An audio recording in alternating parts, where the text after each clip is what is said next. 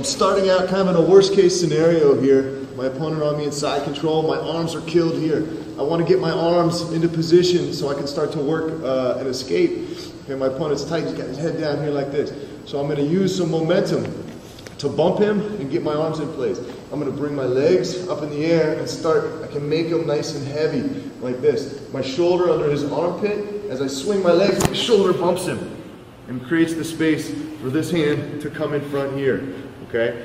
Now, I'd like to get this hand in here, but it's still too tight.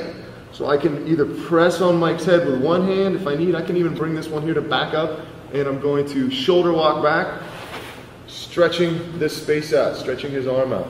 Now I have the space to come inside here, make a frame again, break his control. Now quickly, I'm going to use that leg swing again to the other side. Swinging my legs to the side and sitting up tall. My head up tall, my fingers pointing away, my arm locked out.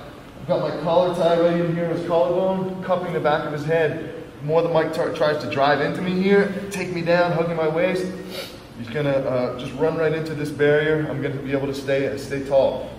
Now I've got to get my legs back inside. I can use my inside foot or my outside foot, depending on his positioning.